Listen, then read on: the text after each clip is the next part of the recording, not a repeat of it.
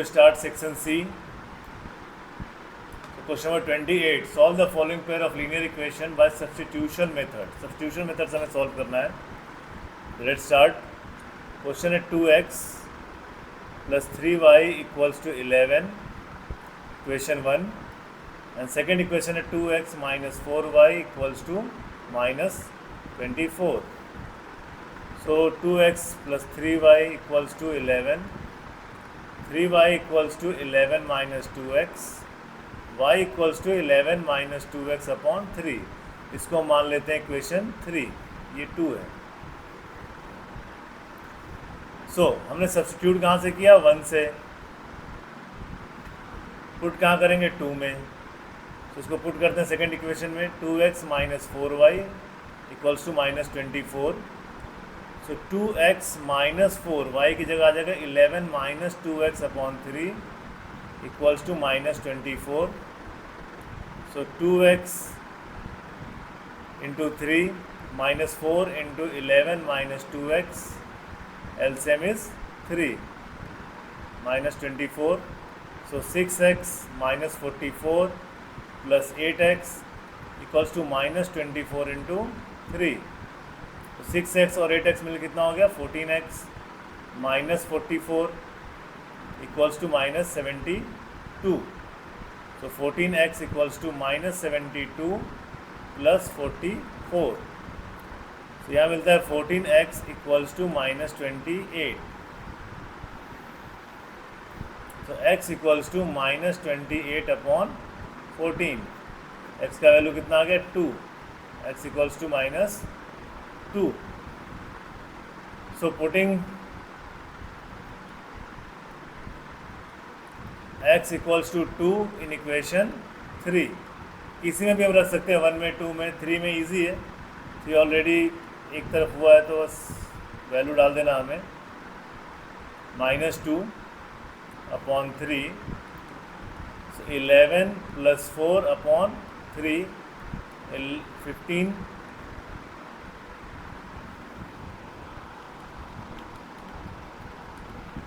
equals to 15 upon 3 equals to 5. So finally we got x equals to minus 2 and y equals to 5.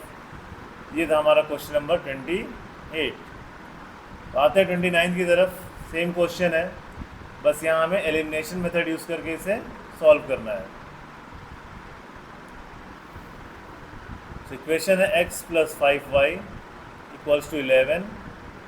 2x minus 3y equals to 9. तो इस equation को हम 2 से multiply करते हैं. 2x plus 10y equals to 22. 2x minus 3y equals to 9. यहाँ करेंगे sign change, x cancel हो गया. 13y equals to 13. y equals to 13 upon 13. y equals to 1. इसकी वैल्यू हम प्लेस करेंगे, किसी भी इक्वेशन में प्लेस कर सकते हैं. Putting y equals to 1 in equation 1. 2x plus x plus 5y equals to 11. x plus 5 into 1 equals to 11. x plus 5 equals to 11. x equals to 11 minus 5. x equals to 6. So x equals to 6 and y equals to 1. This is your answer. Next question है question of 40. If the sum of the first 14 terms of AP is this 1050 और first term a दिया हुआ है 10, हमें 28 term find करना है. तो यहाँ पे क्या क्या दिया हुआ है? हमें दिया हुआ है S14 1050. हमें दिया हुआ है n जो कि है 14. ये S14 मतलब ये n भी हो गया. A is 10. What you to find out? A 20. और उससे ज़रूरी हमें फाइंड करना है D. S14 के फॉर्मूले में इसको यूज़ करेंगे 1050. S14 means 14 upon 2 2a plus n minus 1, n 14 है तो क्या 13 और d equals to 1050, 7 20 plus d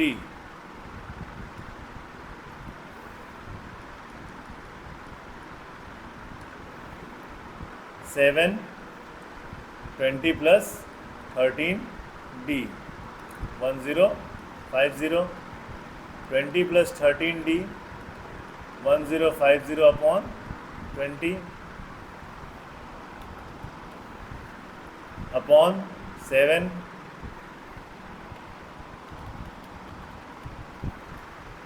1050 upon 7, 7 on the 7, 3 carry over, 5 the 35 and 0. So 20 plus 13d equals to 150.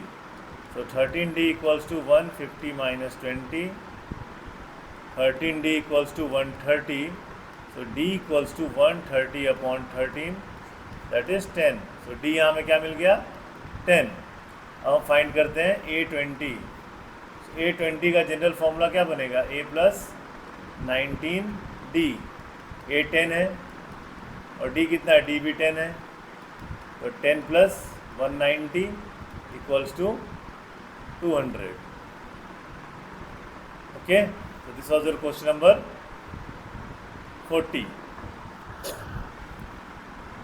So next question है हमारा question number 41.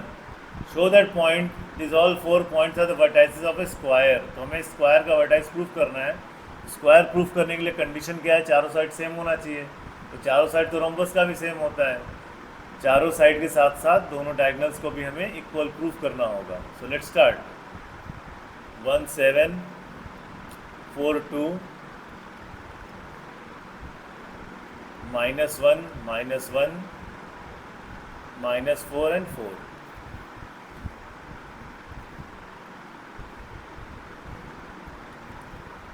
So we have to find out AB.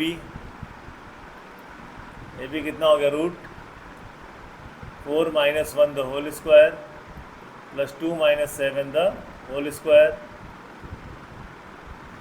root 3 square plus bracket minus 5 the whole square, 9 plus 25 root 34. BC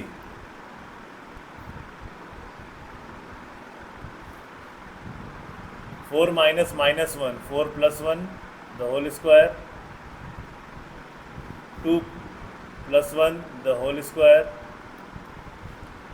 5 square plus 3 square, 25 plus 9 equals to root 34. तो दो side तो equal आ गया. आगे बढ़ते हैं. CD so -1 minus minus plus 4 the whole square, again -1 -4 the whole square. ये हो गया 3 square bracket -5 the whole square, 9 plus 25 again root 34. AD 1 minus minus plus 4 the whole square plus 7 minus 4 the whole square. ये फिर से आ गया 5 square plus 3 square और इसका value फिर आ जाएगा 34. तो these are the side, the sides are equal. तो let us check the diagonals. क्या डायगोनल्स भी इक्वल होते हैं? तो यहाँ हमें फाइंड करना है भी AC. AC क्या आ जाएगा 1 minus minus 1 that is 1 plus 1 the whole square plus 7 plus 1 the whole square, 2 square plus 8 square, 4 plus 64 root 68. And BD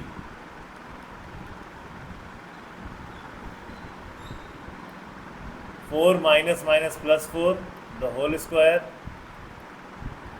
2 minus 4 the whole square, so 8 square plus minus 2 square, so it is again 64 plus 4 that is root 68.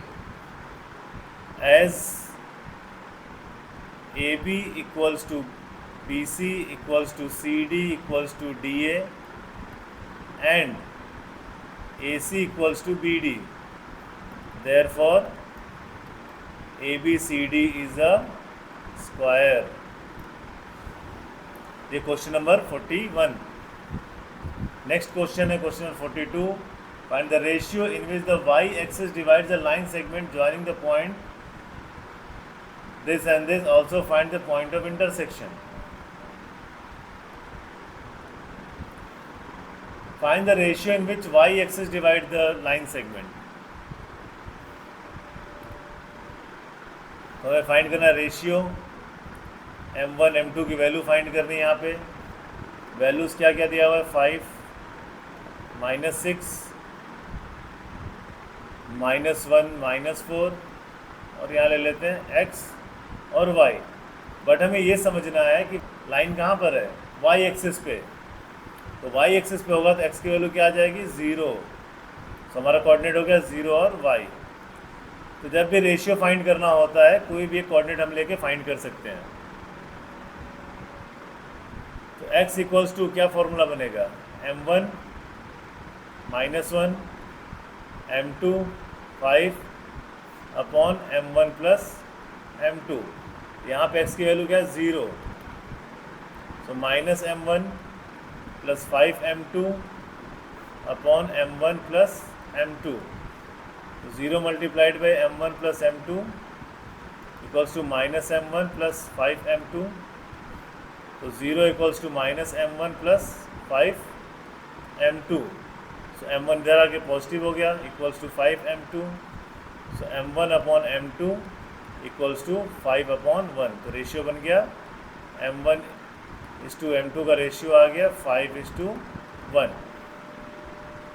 Next हम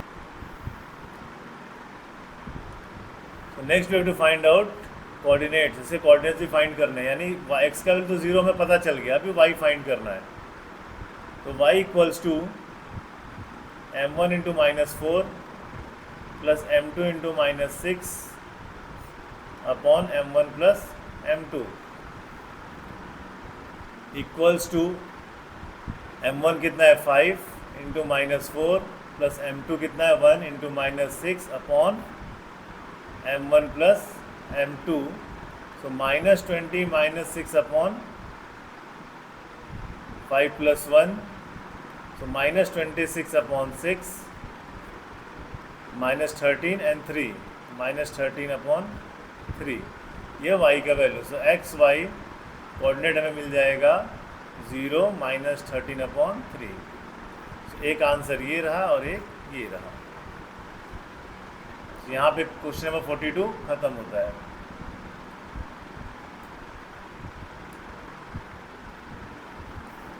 So question number 42. Now question number 43. Prove that tangent at any point of a circle is perpendicular to the radius to the point of contact.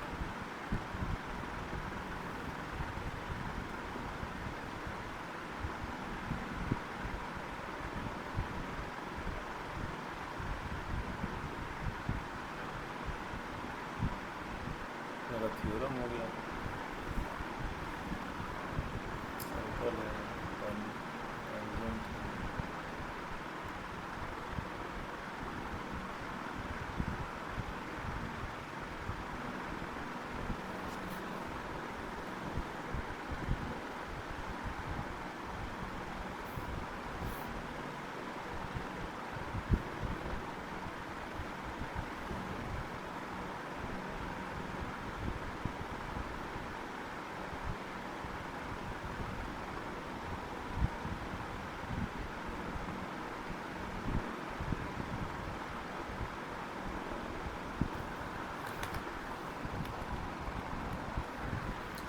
So question number 43 is theorem 10.1 जो कि text book में available है.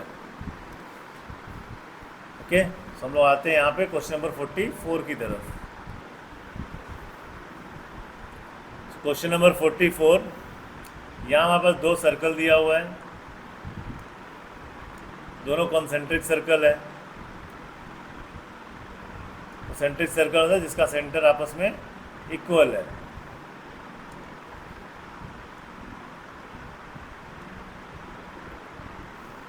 हमें find करना है value of a chord, to find out the length of the chord of the larger circle. तो larger circle से एक कॉर्ड बन के जा रहा है, इसका वैल्यू हमें फाइंड करना है।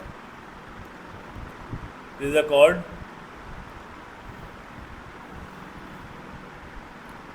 तो ये रेडियस है 3 सेंटीमीटर और ये रेडियस है 5 centimetre.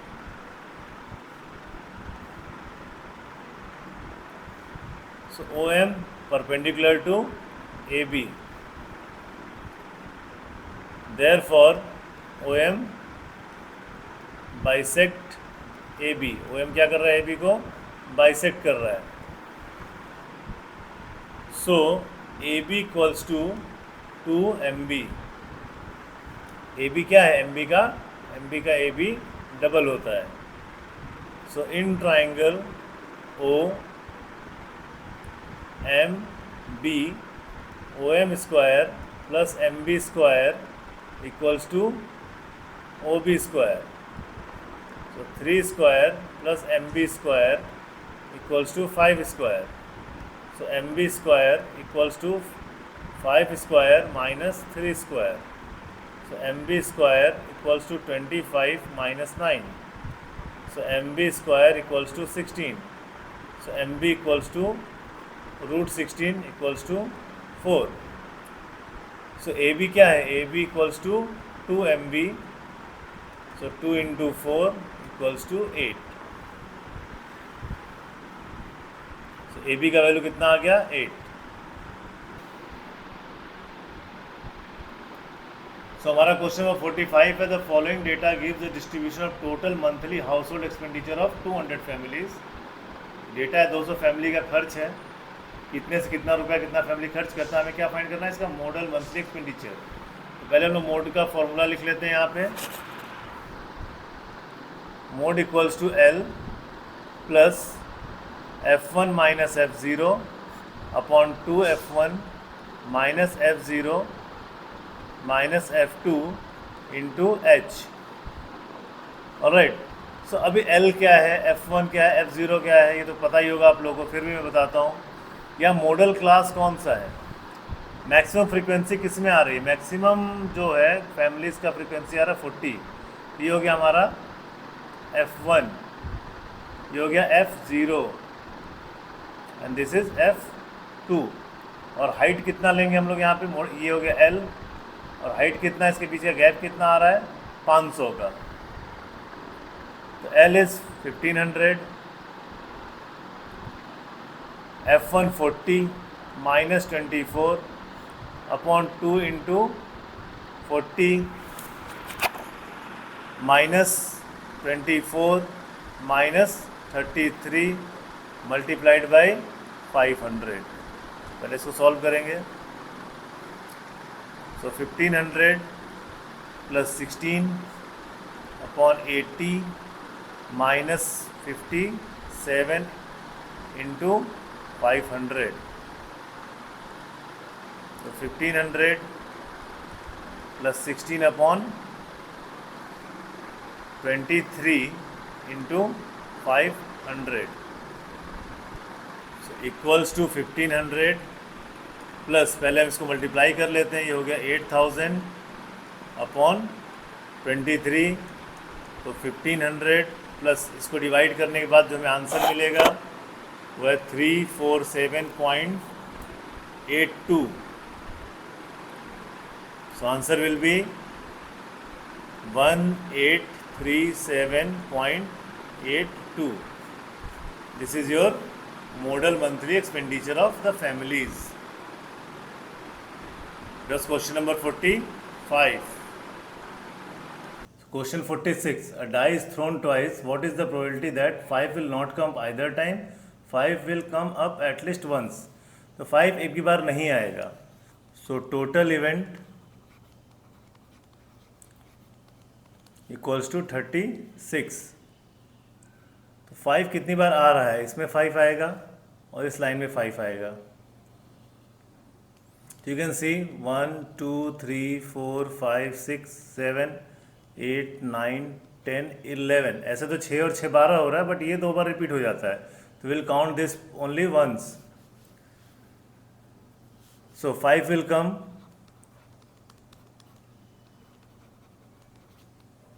11 times. So 5 will not come.